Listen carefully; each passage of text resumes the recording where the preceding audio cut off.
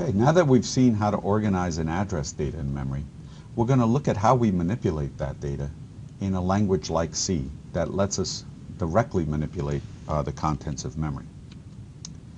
Okay, in the C language, just like in many programming languages, we have variable declarations. In this case, at the top here, we're looking at two variables, x and y. They're both of type integer, and that's how we describe them in C. Int x comma y, and the semicolon to end that declaration statement.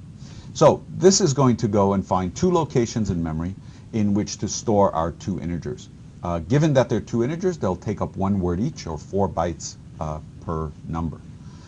Now, we can also declare pointers in C, or addresses of variables, and we do that using the star.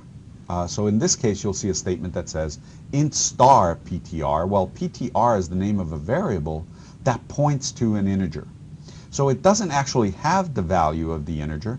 It points to the place in memory where that integer is. So it will store an address rather than a value. And this is, again, because we're interpreting it that way, and we're telling C that that's what we'll be doing. Okay, so now we can also have an assignment statement to a pointer, and in order to get an address to go put into a pointer, we have the ampersand operator. So you'll notice here in this third statement, ptr equals ampersand x.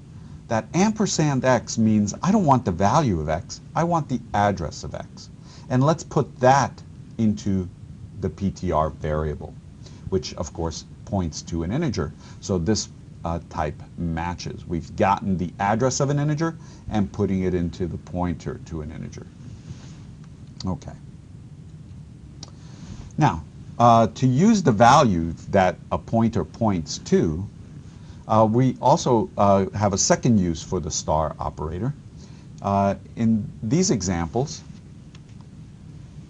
for this first statement, you'll notice that we're doing what we just did before. We're getting the address of x, putting it into ptr. Our next statement then can add 1 to the value pointed to by the pointer ptr. What this construct says is take the value in the pointer ptr, interpret it as an address, go there in memory, and get the value that's stored there. And then we're going to add 1 to that value and put the result in y. This is the same as if we had written y equals x plus 1. Okay, so far it doesn't seem too useful. But let's take a look at the next line. In this case, we can say that ptr points to y now, the address of y. And when we use that same statement again, add 1 to whatever ptr is pointing to, then that's the same as saying y equals y plus 1 now instead of x. But you notice this statement didn't change at all. It stayed the same. This is going to allow us to do more general functions in C than we would have otherwise been able to do if we were restricted to only use the name of the variables. Okay, last example on this slide, star ampersand x. What is that equivalent to? Well, again, ampersand x is just the address of x. Okay, but when we dereference that address using the star, we now get the value at that address. Well, what is the value at that address? Well, that's just x.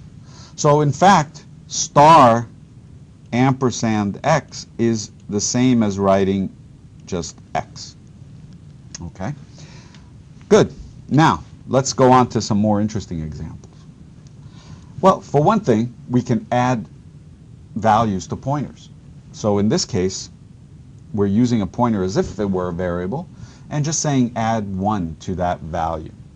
But in reality, pointer is being interpreted by C as being an address. So when we say add 1, C says, wait a minute, you're pointing to an integer.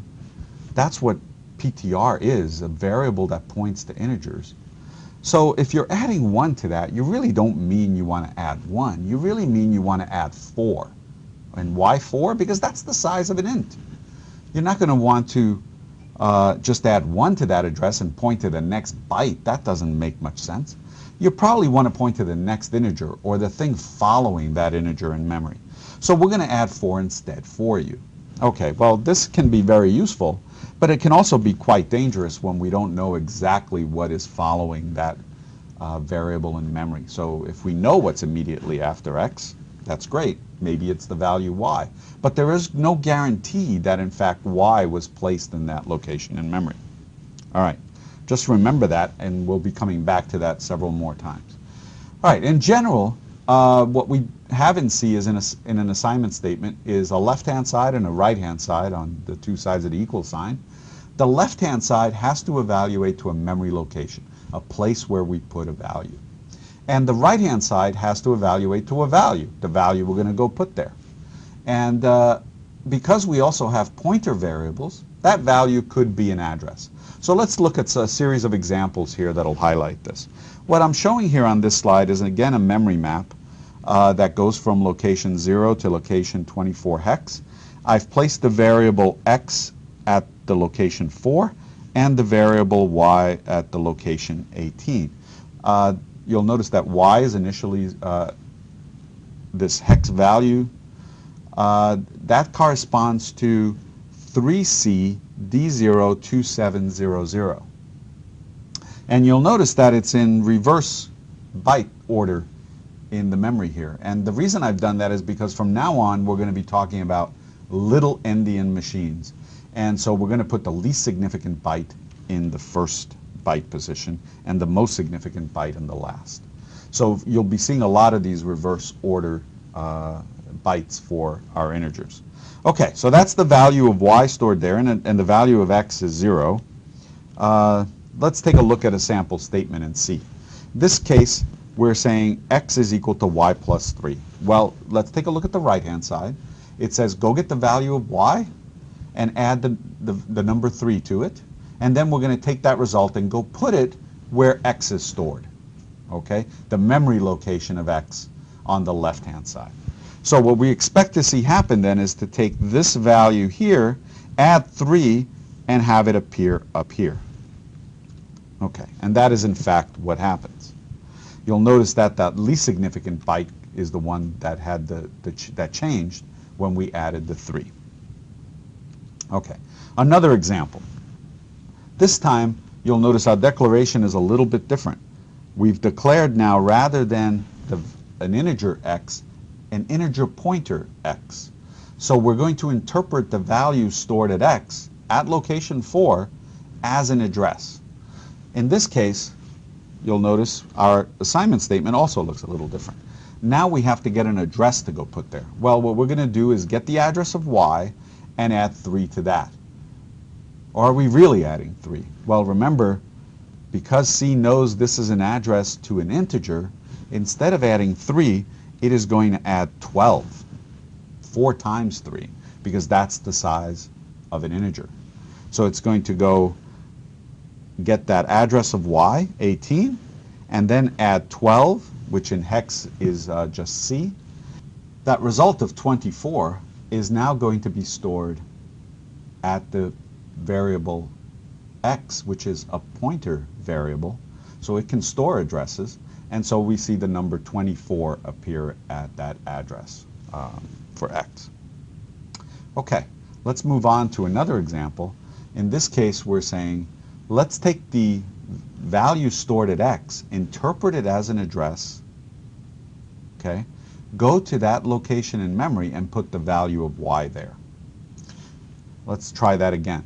On the right-hand side, you see just the value of y. That's that hex value stored at location 18, and we're going to go and place it not at x as we did in the previous example, but at the address pointed to by x. That extra star in the front is a dereference.